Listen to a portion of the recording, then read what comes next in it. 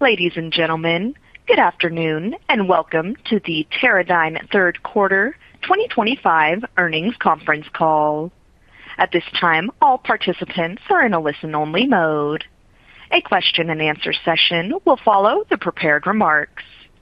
At that time, if you wish to ask a question, please press star one on your telephone keypad. As a reminder, today's call is being recorded. I would now like to turn the call over to Amy McAndrews, VP of Corporate Relations for Teradyne. Please go ahead. Thank you, Operator. Good morning, everyone, and welcome to our discussion of Teradyne's most recent financial results. I'm joined this morning by our CEO, Greg Smith, and our CFO, Sanjay Mehta. Following our opening remarks, we'll provide details of our performance for the third quarter of 2025 and our outlook for the fourth quarter of 2025.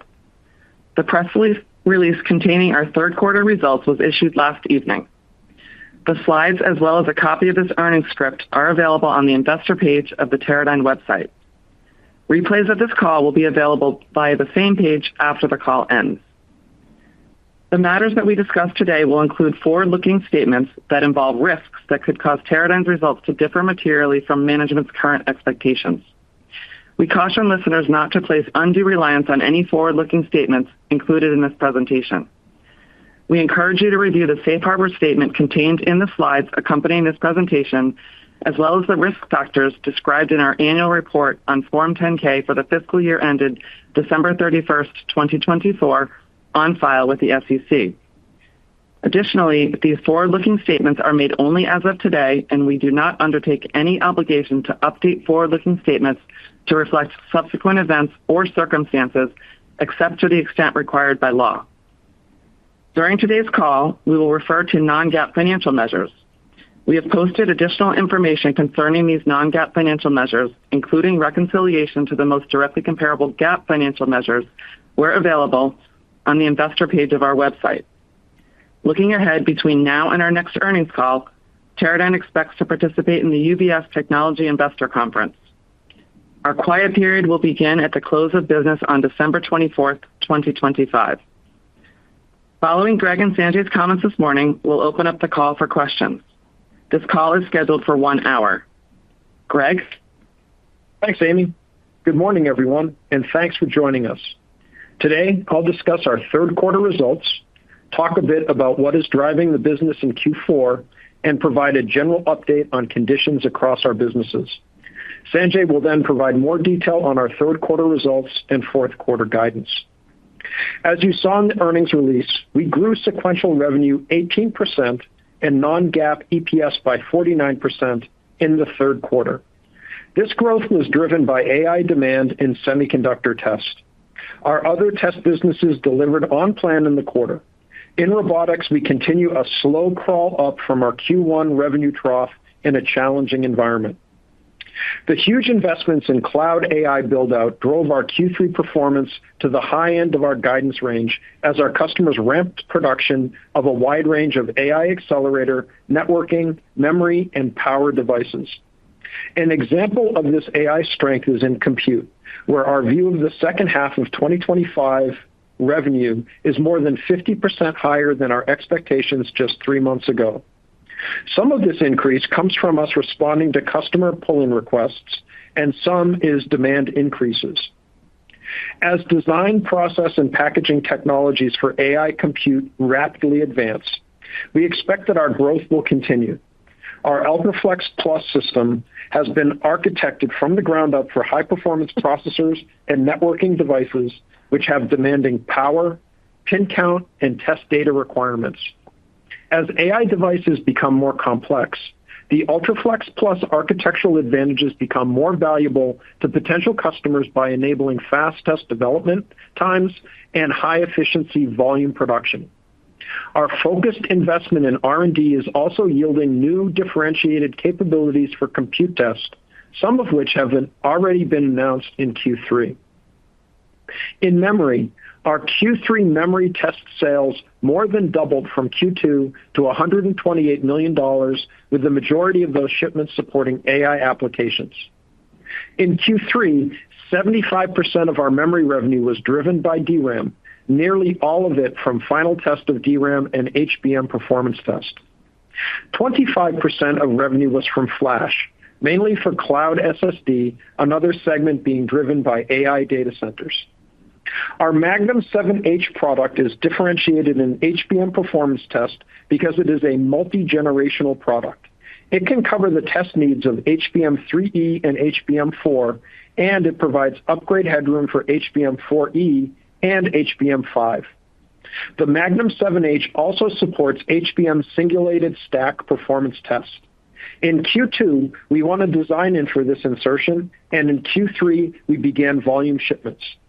So at this point, Teradyne participates in all major test insertions for HBM, memory die wafer sort, post-stack wafer test, and singulated stack test. Our results in memory test this year are especially satisfying in light of the composition and size of the memory TAM for 2025. Our best guess is that the total memory TAM for 2025 will be down low double digits, and the weakest part of this market is flash, our traditional strongest segment. Despite this, we expect our memory revenue will sustain at 2024 levels. AI-driven applications for power ICs were a bright spot in the auto industrial market segment.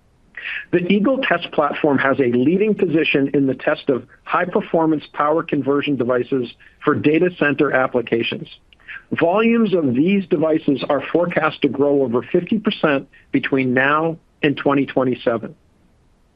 We expect the demand for VIP compute and networking to continue to grow significantly, and we have been investing R&D, applications, sales, support, and manufacturing capacity for this expansion.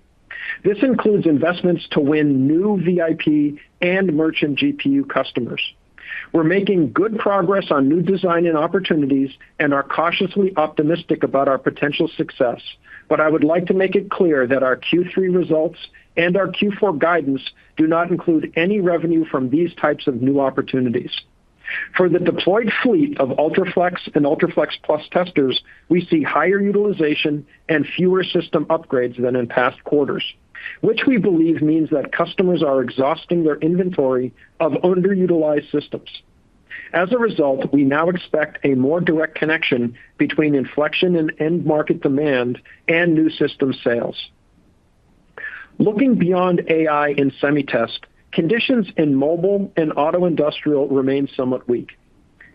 Now, in our integrated systems division, our Q3 shipments were above plan as SLT customers accelerated deliveries for mobile processors and compute applications. We also saw increases in orders for both HDD and SLT systems. Now recall, lead times are generally measured in quarters for this business, so most of that order strength will translate into revenue in 2026 and beyond. In robotics, we are growing slowly from our trough quarter in Q1 2025. If you go down one level of detail, we continue to see persistent weakness in our core indirect distribution channel as we expand our large customer and OEM channels. An important element of our robotics strategy is to establish UR cobots as the preferred platform for AI-driven work cell applications and to deliver superior performance for our AMRs by leveraging AI features. In the third quarter, over 8% of robotics sales were for AI-related products, up from 6% in Q2. Another element of our robotics strategy is to deliver value-added service to our installed base of over 100,000 robots. Service represented 14% of sales in Q3, up from 12% in Q2. As we noted in our July call, our semi-test business has evolved to where the largest demand driver is AI data center investments rather than consumer end markets. We have aligned our R&D and go-to-market investments to capture the tremendous opportunities in test driven by this AI-related demand. Our investments are focused on extending our product performance advantages with innovative R&D while also expanding our engineering teams to help customers develop and ramp production of these fantastically complex devices on Teradyne platforms. Sanjay will describe how these investments translate into OpEx, but as we're seeing, their returns are well worth the investment. Looking at Q4, we expect AI-related demand for compute, networking, and memory to be the primary engine of our growth, which reflects both industry trends and the result of our investments to align with those trends. Looking to the future, the long-term themes that we've highlighted in the past, AI, verticalization, and electrification, remain firmly intact. As we enter 2026, we expect AI and verticalization will be the primary growth drivers. We've said before that the AI market is both highly concentrated and highly dynamic. The timing of any one project can affect the delivery schedule for hundreds of testers. This can swing quarterly results significantly. So with that understanding, let me offer a few high-level comments about how we're looking at 2026. At the company level, 2026 looks stronger today than it did 6 months ago, and all indications suggest solid growth from 2025. We anticipate that business conditions for mobile, auto industrial, and robotics will improve, but the timing and the intensity of that recovery is uncertain. But the real story in 2026 is AI, and the investments that we have made to develop differentiated solutions in that space will drive our growth plan. I'd like to share a few specific examples. Massive investments in building data centers are translating into strong demand for UltraFlex Plus in VIP, compute, merchant compute, and networking. In the memory market, AI will drive growth in HBM, DRAM, and flash for SSD applications served by Magnum. Accelerated bit growth in HDD is driving the demand for more HDD test. The deployment of AI-capable processors for mobile, client computing, and cloud AI is driving the demand for more system-level test. We plan to give you a more detailed view as part of our model update in the January call. Now, before I hand the call over to Sanjay, I would like to say a few words about the CFO transition that we announced last night. Michelle Turner will be our Chief Financial Officer effective November 3rd, 2025.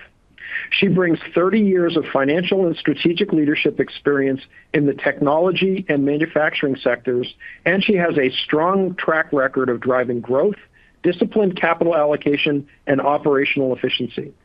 She's looking forward to getting to know all of you in the upcoming quarter. I'm excited to welcome Michelle to the Teradyne team. Now, Sanjay has been Teradyne's CFO since 2019, and he has offered to stay on as an executive advisor to operations as we expand capacity in 2026. I want to thank Sanjay for his excellent leadership and contributions over the past 6 years, and I'm grateful that we will have the benefit of his guidance. With that, I'll turn the call over to Sanjay. Thank you, Greg. Good morning, everyone. Today, I'll cover the financial summary of Q3 and provide our Q4 outlook. Now to Q3. Third quarter sales were $769 million, and non-GAAP EPS was 85 cents, both near the high end of our guidance ranges. Non-GAAP gross margin was 58.5%, above our guidance range due to favorable mix. Non-GAAP operating expenses were $293 million, up sequentially and year over year on higher R&D, sales and marketing investments tied to AI, as well as increases in our variable compensation. Non-GAAP operating profit was 20.4%. Turning to our revenue breakdown in Q3. Semi-test revenue for the quarter was $606 million, with SoC revenue contributing $440 million, which was up 11% sequentially and 12% year over year. Memory revenue was $128 million, up 110% sequentially and down 15% year over year. Strength in SoC was driven by AI compute and AI-related power test. Memory revenue more than doubled from Q2 on HBM and AI-related LPDDR demand. IST revenue was $38 million, up 9% sequentially, 46% year over year, driven by strength in SLT shipments. In product test, Q3 revenue was $88 million, up 4% sequentially and 10% year over year, driven by growth in defense and aerospace. Now to robotics. Revenue was $75 million, flat quarter on quarter and down year over year. In the quarter, UR contributed $62 million and MiR contributed $13 million of revenue. As we noted in July, volume shipments to our large e-commerce customer are not expected to have a material impact on robotics revenue in 2025. Some other financial information in Q3. We had two customers that directly or indirectly which drove more than 10% of our revenue in the third quarter. The tax rate, excluding discrete items for the quarter, was 16% on a GAAP and non-GAAP basis. Our free cash flow was $2 million. Our net income was offset by our net working capital increases tied to accounts receivable and inventory, which reduced our free cash flow. Receivables growth was tied to increased sales, which were weighted to the second half of the quarter. Inventory growth was tied to the ramp in compute and memory, driven by upcoming AI demand. CapEx of $47 million was reasonably consistent with Q2. We repurchased $244 million of shares in the quarter and paid $19 million in dividends. Through the end of the third quarter, we've returned $575 million, or approximately 2.5 times our free cash flow through dividends and buybacks to shareholders during the year. We ended the quarter with $427 million in cash and marketable securities. Now a little more detail on OpEx and our balance sheet strategy to help you with your modeling. In the second half of 2025, we're continuing to lean into R&D and go-to-market investments for AI opportunities that we expect will drive revenue in 2026 and beyond. OpEx in the second half of 2025 is also increasing, tied to our variable compensation linked to increasing financial performance. At the midpoint of our Q4 guidance, we'll have full-year revenue growth of 9% and OpEx growth of 7%. Long-term, we target OpEx growth at approximately half the rate of our revenue growth. In 2026 and longer term, as AI revenue blossoms, we expect to meet our OpEx target. Regarding the balance sheet, we expect to keep our cash and marketable securities at roughly $400 million, while also continuing our balanced capital allocation strategy.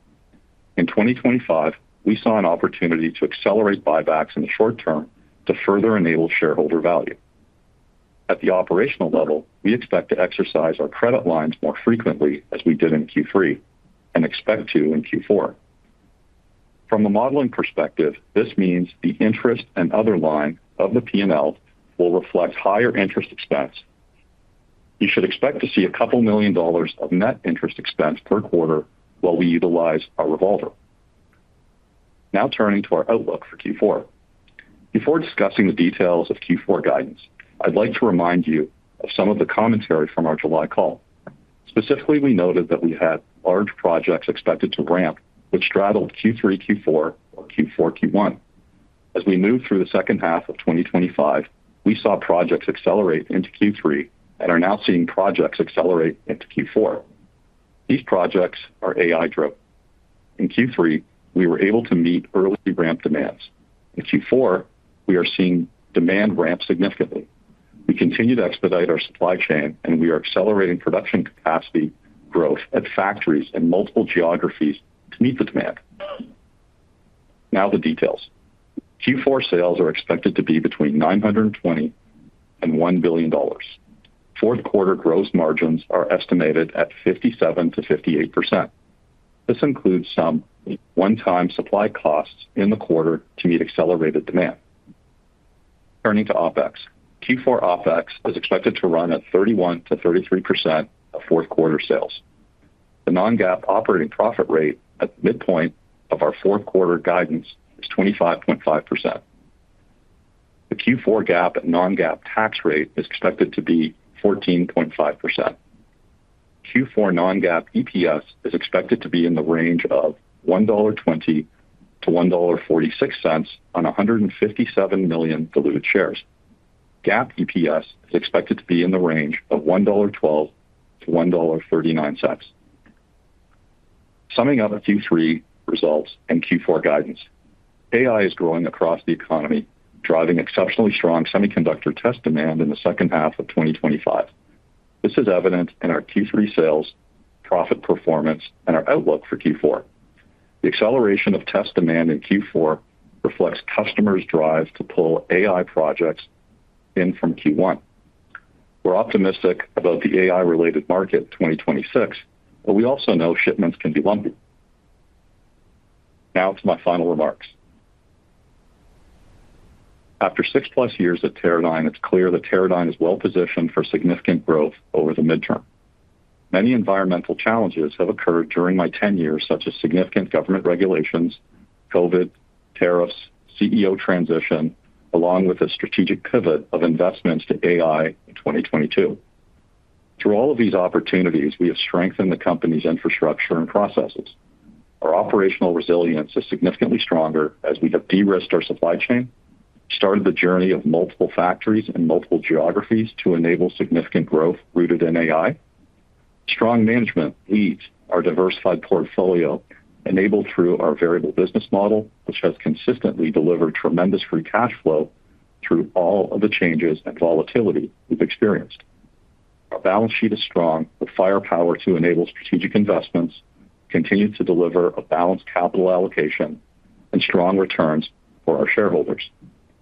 I've had the opportunity to make New England my home and built many lasting relationships here, internally and externally. I've enjoyed working with our shareholders and all of you in the investment community. With that, I'll turn the call back to the operator to open up the line for questions and soon hand the keys over to Michelle. Operator? We will now be taking questions from Teradyne's research analysts. At this time, if you wish to ask a question, please press *1 on your telephone keypad. You may remove yourself from the queue by pressing *2. In the interest of time, we ask that you please limit yourself to one question and one quick follow-up. We'll take our first question from C.J. Muse with Cantor Fitzgerald. Your line is open. Yeah, good morning. Thank you for taking the question. And Sanjay, big congrats to you. I guess when you look at, so short-term question, long-term question. So short-term, roughly $150 million upside versus consensus for December. And I would be curious if you could kind of share how much of that upside is, versus what you thought maybe 3 months ago is driven by HBM, VIP, networking, SLT, or perhaps other. So, CJ, it's Greg. When you look at Q4, it's really all in compute and memory is where the upside is coming from. If you look across the rest of the company, it's kind of not too different quarter on quarter, maybe a little bit stronger in our product test division, a little bit stronger in robotics, but the real story is in compute and memory. And I'd say it's kind of 2/3, 1/3 in terms of that, like compute is kind of 2/3 of it, memory is about 1/3 of it, and HBM is really strongly represented in that memory up. Very, very helpful. And then I guess longer term question on the compute side, would be curious as you think about high performance compute, leapfrogging mobility. Reports suggest that NVIDIA is going to be the lead customer with Feynman at A16. How are you thinking about compute intensity? How are you thinking about increased test insertions? And really, how are you thinking about kind of test time, in a world where compute is driving leading edge? So we're pretty bullish about it in general, that as the die sizes get bigger and the performance required from the devices sort of gets, the performance goes up, the test intensity also has to go up. The other thing that makes us pretty optimistic in terms of sort of how this will affect the TAM for compute devices is that chiplet-based designs are becoming more and more of a thing. And when you get to the later stages of building up these complex multi-chip packages, the cost of the cost of scrap really, really escalates. So that drives this sort of shift left, adding test intensity upstream. And then there's also the downstream effect, which is these chips are going into data centers. And as NVIDIA likes to say, they're being used as if they're like one gigantic GPU. And so like 10,000, 50,000, 100,000 nodes have to work perfectly for an entire training run. So they're tolerance for latent defects coming out in the middle of those kinds of training runs is very, very low. So those sort of environmental factors really make us think that the test intensity for the compute segment is going to continue to grow over the next few years. The other thing that's happened in compute is that because it's now the primary driver for the semiconductor industry, that many of the strategies that we've seen in the mobile space for years and years around things like dual sourcing are becoming much more important to the producers in this space. You know, like the strategy that you need when you're a small portion of your capital equipment providers' overall shipments is different when you actually dominate those shipments. You start to feel a little bit more vulnerable. And so customers in this space are increasingly turning to this notion of dual sourcing their supply chain at every step. And since we're coming from a lower share position, trying to gain share, that dual sourcing is actually a very good thing for us. Thank you, Greg. Appreciate it. We'll take our next question from Mehdi Hosseini with SIG. Your line is open. Yes, thanks for taking my question. Greg, I want to double click on these structural changes that are happening at various test insertion. And I want to focus on wafer level tests. How do you see your activity and design wins manifesting into increased penetration in this specific segment? And would the burn-in on a wafer level be part of those design wins? And I have a follow-up. Yeah, so we definitely believe that SLT is a critical part for this sort of late stage, ensuring that there aren't latent defects going into the data centers. So we think that there's positive effect there. The other thing is that there are new technologies that are coming along, like COWOP, where more complex modules are being built up, and they need to go through a relatively extensive system test and burn-in.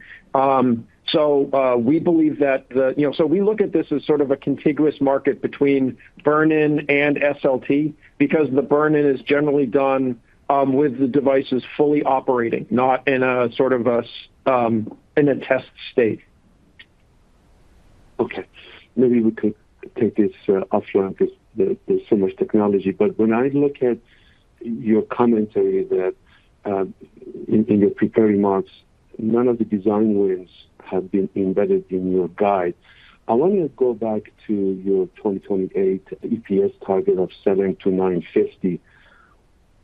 I imagine these design wins were in factor in when you provided that a target earlier this year. Would that be a fair statement? And how would you think about those targets in addition to the design wins that you highlighted in your prepared remarks? Yeah, so we'll update everyone in January in terms of our long-term model. The thing that as we're thinking about it, the thing that is apparent to us is that the long-term destination is not all that different, but the composition of the market is. So we believe that we're well positioned to achieve the long-term model that we have published prior, but we believe that the composition of that business is going to be much more heavily dependent on the things that are being driven by the data center build out, and that's across compute, networking, memory, even power. That is far more important in the mix than the way we were looking at the long term before. Okay, thank you. We'll move next to Timothy Arcuri with UBS. Your line is open. Thanks a lot. Greg, so I assume SemiTest is up something like $200 million in the guidance for December. So I'm just wondering if you can give us a sense. I know that this stuff is all pretty lumpy, but can you give us a sense? It seems like it's maybe evenly split between memory and SSD. Is that a fair, just general, number to kind of think about in terms of the, composition of the growth in calendar Q4? Yeah. So it's not half and half. It's more 2/3 compute and networking and 1/3 memory in the up. Okay. Okay, great. Thanks. And then, Sanjay, can you talk a little bit about revenue shaping next year? I know memory tends to be pretty lumpy. I mean, in particular, memory, and I know that there's this big, stuff shipping in Q4. So can you just maybe give us a little bit of a sense on Q1? I mean, should we expect it to be down a little bit? And how do you see next year from a, loading point of view? Thanks. I think Greg's prepared remarks, we talked about the key drivers, and in my key drivers going into 2026, and overall we thought that the revenue would be up relative to 2025 tied to those drivers. And in my remarks, as well as Greg's, we talked about the acceleration of key projects that straddled Q3, Q4, and Q4, Q1, and the ones in kind of Q1 kind of are accelerating into Q4. And so overall, we do see demand accelerating. I will share that, from a seasonality, maybe if that's what you're getting to, is that the revenue mix has changed as we've noted in the second half, really tied to semi-test driven by AI, tied to compute and memory revenue. Historically, our business has been driven by the mobile launches where we've had significant demand in kind of Q2 and Q3. Business is no longer driven by that. If it comes in, sure, we'll have tailwinds on that front. It's more driven by compute projects, and those are lumpy, and they're really tied to customer launches. So I think overall what you'll see is a little different shaping in the way of seasonality for our business going forward. And we'll give you an update in the call in January. Okay, thanks. We'll take our next question from Krish Sankar with TD Cowen. Your line is open. Hi, thanks for taking my questions. This is Steven calling on behalf of Krish. Greg, first question for you related to the VIP customer demand, as well as your mention of merchant GPU opportunities in the future. I guess first thing is, in terms of VIP customers, how much more expansion do you see in terms of the customer base from the larger CSPs? And similarly for Tier 2 CSPs, is there a direct relationship that you have also with those customers potentially, or is that more of a foundry type relationship? And similar question for merchant GPUs, is that a direct or more of a foundry type of testing relationship? So in terms of the VIP customer base, it is incredibly concentrated. That there are a lot of design starts, there are a lot of chips that are being developed, but the vast majority of the tester demand in the VIP space is really being driven by two customers, and that that's how that market is playing out right now. What seems to be happening is that each of the hyperscalers has their own chip development program, and they benchmark that against what they can do with merchant silicon. And if the merchant silicon provides a better, sort of tokens per watt, then they don't tend to ramp their internal silicon to the same extent. So like right now, we see that market as concentrated, and it's going to expand. That base is going to expand pretty slowly because it's a very competitive environment. The thing that we see with VIPs is as those VIPs are growing, they're the actual specifier, the chip developer, the hyperscaler itself is exerting more control over the whole supply chain. They are moving from aggregator to aggregator. They are forming different partnerships, and they're taking more control over their supply chain. So sort of the way that people looked at it in terms of the aggregator, the design partner as the one influencing the decisions. I think that is something that will fade over time, and we've seen it occur in some of the VIP customers.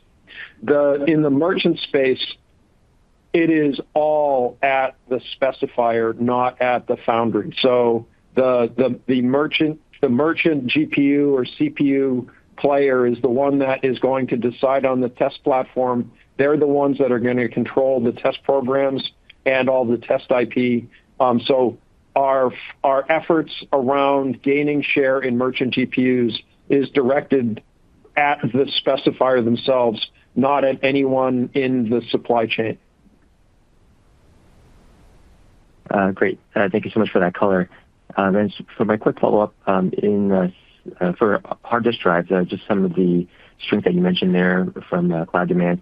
I was just curious, for system test, are you expecting strong double-digit growth in that segment for Q4 as well, or could it be higher than that?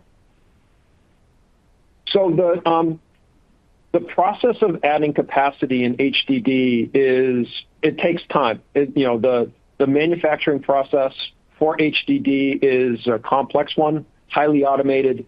It's heavily capital intensive, and so we're definitely seeing an uptick in the orders associated with that. There's a lot of optimism in the space, but we would expect that to have a greater effect in 2026 than we would expect to see anything in 2025.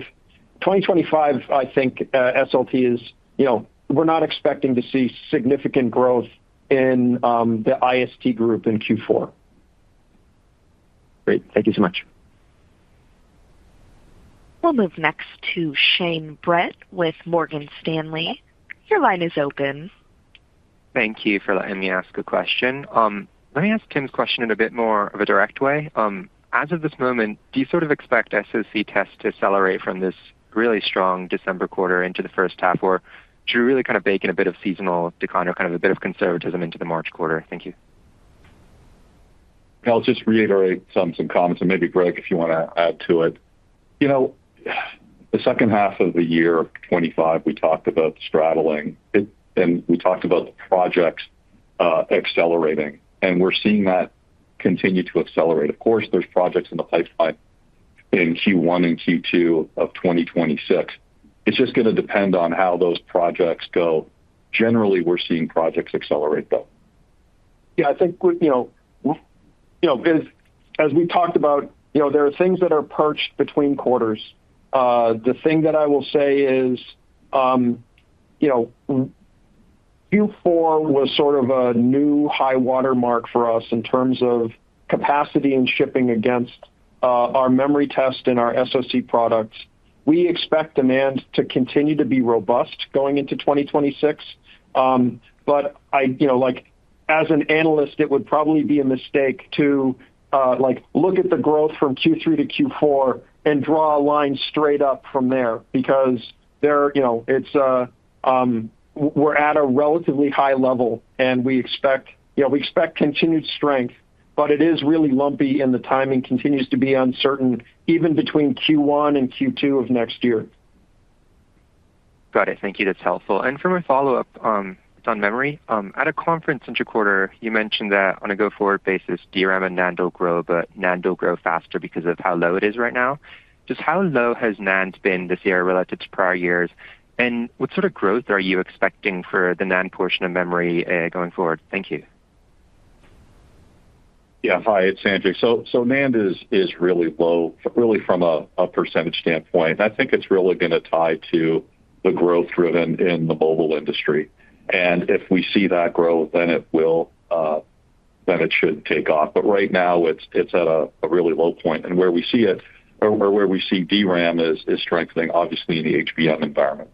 Yeah. So our in the quarter, our business was 75% DRAM, 25% flash. If you look at the results for our competitors, even more dominated by their DRAM shipments. going into 2026, if there is, so there's a couple of things going on in flash in 2026. There's likely to be a protocol shift in the mobile market, and that will drive some tester capacity purchased just to support those new standards. And then there's the X factor around SSD capacity required for AI data centers.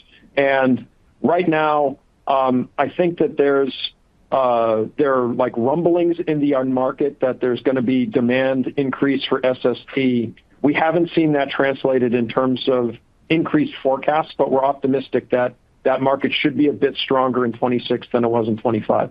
And maybe just to add to my comment for a little bit more color, if you go back to 2020 or 2021, the DRAM and flash mix was more like 50-50 in rough numbers. But, the flash view of TAM looking backwards was more than double than what it is now. Yeah. And so, it's really contracted. It's a much smaller component of the memory TAM. Got it. Thank you. That was really helpful. We'll move next to Jim Schneider with Goldman Sachs. Your line is open. Good morning. Thanks for taking my question. I was wondering if you maybe kind of return to your expectations for mobile SoC heading into next year, realizing that Q2 and Q3 are seasonally stronger quarters. Do you have any sense about what you might expect sort of directionally in terms of improvement next year? And maybe you just remind us of the relative sort of either test time or content increase you would expect moving to the N2 generation. Hi, Jim. So mobile SoC has been at a pretty low level for the past couple of years. Looking forward to next year, we don't know. I think the honest answer is we don't know exactly how big it would be. We're optimistic that it should be, it should be bigger than it is this year, but we're unsure of the magnitude of that. And let me tell you the why. So there are three factors in terms of how big the mobile TAM is really going to be. One is the complexity of the part, and with N2 and with new packaging technologies like WMCM, we expect that the test intensity per part is going to be higher, like double digits kind of higher. The next factor is like yield. For new technologies, sometimes yield is lower. We do not count on that because there's been sort of a pattern of execution at very high yields for these kinds of products. So we are not expecting that to be a particular tailwind. The one that's really the most important factor right now is in unit volume. That if there is a significant upward inflection in handset sales, if people are refreshing phones because new phones are doing something interesting, then that not only drives the whole mobile processor space, but it also drives RF and PMIC and everything else. So I think the big X factor for us is whether we see an inflection in unit sales in 2026. If we do, it could be a strong year. If we don't, it would probably be just a modest improvement from where it is. That's helpful, Greg. Thank you. And then maybe, from a sort of financial perspective, obviously 2026 is shaping up to be a relatively solid growth year for you, but maybe you can remind us of the OpEx leverage you expect to get in the model. In other words, for every dollar of revenue increase or every 10% of revenue increase, how much OpEx increase would you expect to flow through? Thank you. Sure. Hi, it's Sanjay. So, as I said in my prepared remarks, our growth in OpEx was a little bit higher relative to the leverage we wanted to have, or we have in our overall earnings model. And that's going to happen from year to year. But in 2026, and our operating principle is basically for every dollar of revenue we'd want to have of growth, we'd see roughly 50% of that in OpEx growth. So kind of like ensuring that we are driving OpEx leverage. We expect to be at roughly that rule, going into next year or being at that target roughly in 2026. Yeah. We'll take our next question from Samik Chatterjee with JP Morgan. Your line is open. Hi, thanks for taking my question. And Sanjay, congrats on the retirement, and Michelle, congrats on the role as well. Maybe for the first one, Greg, I'm curious. I mean, you're calling out the memory increase overall into 4Q, and clearly looks like a step up for next year as well. How much of the improvement here is related to market share that you talked about, market share wins that you talked about earlier in the year, relative to sort of general industry purchasing patterns being better? And when you look at the overall portfolio, what are the end markets you would expect to sort of gain share in? Which are the areas you would sort of highlight as share opportunities as you look to 2026? And then I have a quick follow-up. Thank you. Yeah. So the way that we look at the memory market is primarily think of it as like a 2x2 grid. We think of DRAM and we think of flash memory, and then the other axis is wafer sort and then final or performance test. And if you look at like within each segment, our share is like very high, like flash final test, and DRAM final test, HBM performance test. We have healthy share in the final test section of the grid. Our share overall in the wafer sort, excluding HBM performance test, is significantly lower. And so when the market is dominated by purchases for final test, our share tends to go up. And when the market is dominated by capacity adds for wafer sort, our share tends to go down. Looking into 2026, we're expecting that it's going to be an expansion year for memory in general. And so we think it's going to be a good year for us, but we also think that there's going to be a significant expansion in the SAM for the wafer sort part of the market. So I don't know if we're going to see significant share increase, but I'm pretty sure we're going to see revenue growth. Okay, great. And then a quick one for Sanjay here. Sanjay, and I apologize if this has been addressed before, I jumped on a bit late, but the gross margin guide for 4Q relative to where you ended 3Q, given the volume leverage that you should ideally have, seems a bit more sort of muted. Can you just walk through the gross margin driver for the fourth quarter? Sure.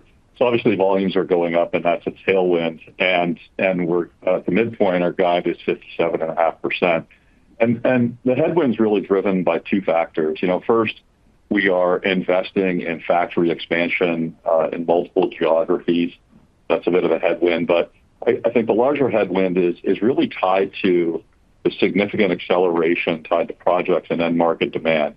And to meet our customer delivery requirements, we've gone out and we've sourced some, think of it as one-time kind of supply that's had kind of one-time, a little bit of elevated cost tied to meeting kind of customer requirements. And so that's what's occurring in Q4. So two headwinds offsetting the volume tailwind is really expansion of the factory and some supply chain kind of cost increase that's somewhat transitory or one time.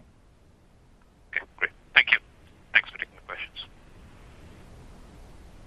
We'll move next to Brian Chin with Stifel. Your line is open. Hi there. Good morning. Thanks for letting us ask a few questions, and thanks, Sanjay, and definitely wish you the best. For the first question, on the AI accelerator part of the business, can you give us a sense of how significantly weighted that was to second half and maybe 4Q this year? And obviously a lot of networking strength this year in SoC. But for the full year, is AI accelerator revenue significantly above what you expected entering the year? It's an interesting question because our view of the year changed pretty dramatically between January and March. So in January, we were pretty optimistic about how 2025 would come out. By March, we were far more pessimistic because there was a lot of uncertainty in the market.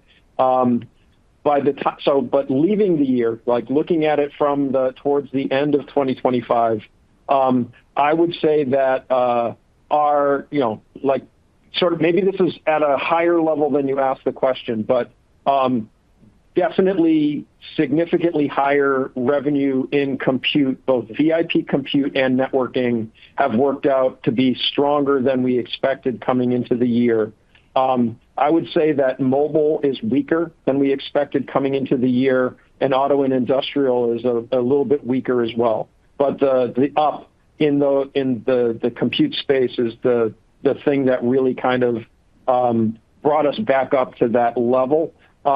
Memory, I think, is strengthened from our perspective at the beginning of the year, but not as significantly as the growth in the compute space.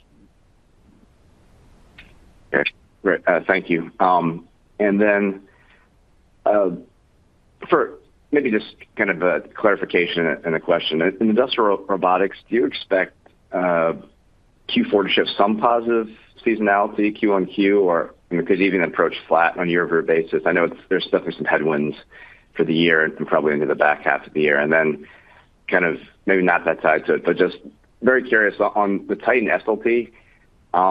Just for any given accelerator chip, is it common to just win in that insertion kind of towards the back end of that test queue, or is it more common, do you think, to win multiple subsequent insertions as well?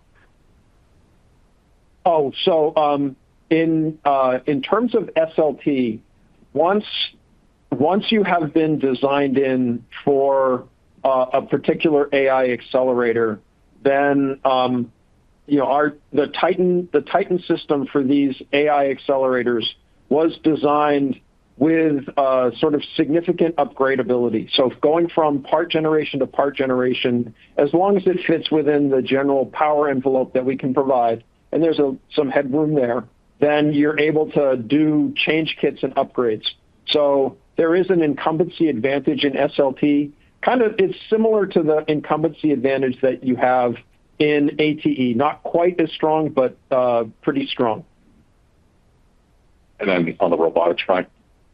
Sure. Yeah, so, there is some seasonality that we are expecting. We do expect an increase from Q4 to Q3 in what we view as a weaker kind of automation market. And, as you know, we're still working through the strategic shift to large accounts and OEMs, but we do expect a seasonal uplift. Yeah, one comment on robotics is that we've seen through this year that our ability to predict our revenue is somewhat limited. It's a very high turns business. We see demand shifting and demand responding to sort of current events, depending on where you are. So we're trying to be as cautious as we can in terms of predicting growth. We do expect that Q4 would be stronger, but we're not predicting a gigantic hockey stick or anything like that. Great. Thanks, Sanjay. Thanks, Greg. We'll move next to Vedvati Shrotre with Evercore. Your line is open. Hi. Thanks for taking my question. The first one I have is a follow-up to the HBM questions you had. So on HBM, you talked about a new test insertion, like a singulated die test, and you're shipping volumes in 3Q. So I wanted to understand if that is the norm now. Has that increased the TAM, and are all suppliers expected to do this? Like all HBM manufacturers? Yeah, so right now, only one major manufacturer is routinely doing this singulated stack testing. And I wouldn't say that it is even pervasive across all memory types. We're not sure if there is a significant improvement in downstream yield. The device that the HBM gets put into, if yield of that device goes up and HBM-related faults go down as causes of problems downstream, then that will proliferate across multiple manufacturers. But right now, it's really only one of the three major HBM manufacturers is doing that for a high volume of devices. Understood.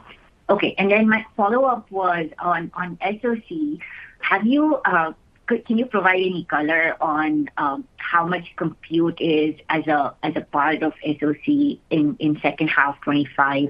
And then even as we think about 2028, I think your during the analyst day, the idea was the composition would be a third mobility, a third compute, and third auto industrial market. So do you have an update to that now that compute is a strong driver? So do you want to take the compute second half? Sure. Well, I won't break out the specific numbers. It is a significant component, just as we talked about. And in the second, in mobile was more first half dominated, tied to supply chain shift. And think of the second half of our business as very strongly driven by compute, really tied to VIPs and networking. So a very significant component.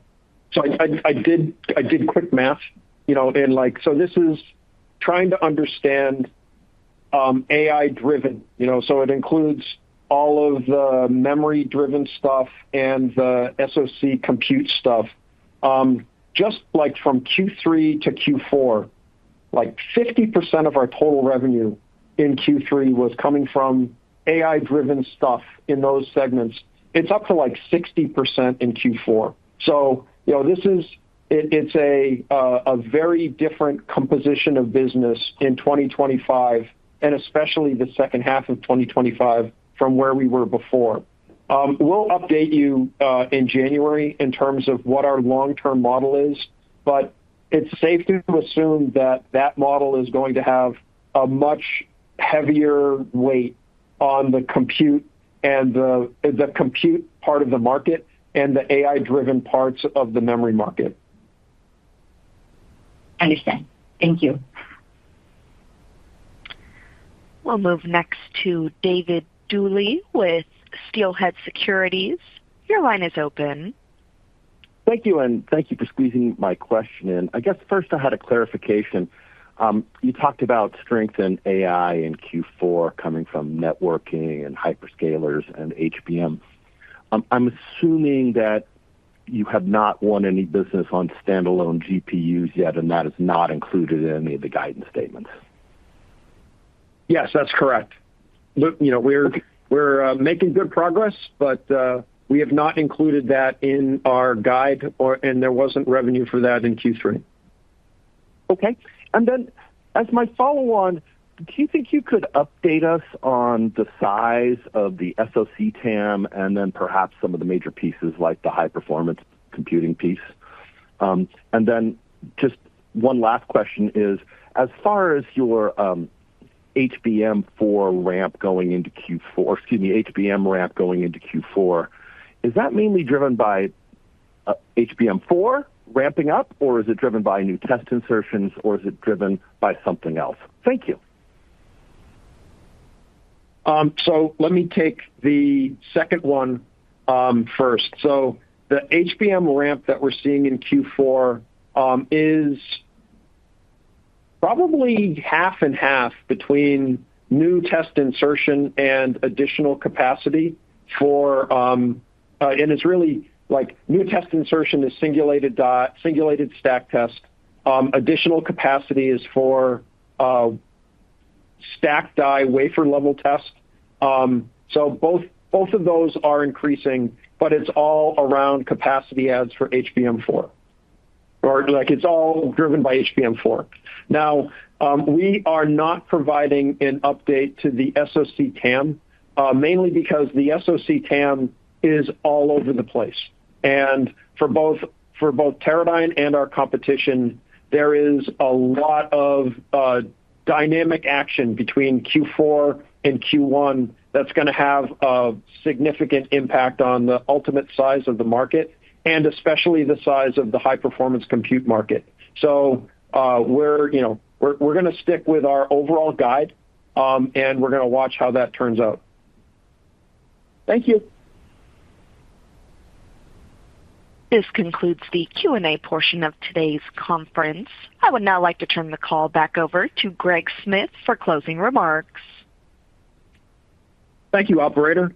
I'd like to offer a quick final thought. I mentioned in closing the July call that AI was having a profound and positive impact on Teradyne's business. I'm encouraged by how quickly we're seeing returns on our investments to pivot to AI. AI is the dominant driver of our business for the foreseeable future, and we'll continue to align ourselves to the outsized opportunities that it offers. We've made great strides so far in 2025, and while our progress is not expected to be entirely linear, we're more excited than ever about our prospects for continued profitable growth in the years ahead. Thanks for joining us today, and I look forward to updating you on our progress in January. Thank you. This concludes today's Teradyne third quarter 2025 earnings call and webcast. You may disconnect your line at this time. Have a wonderful day.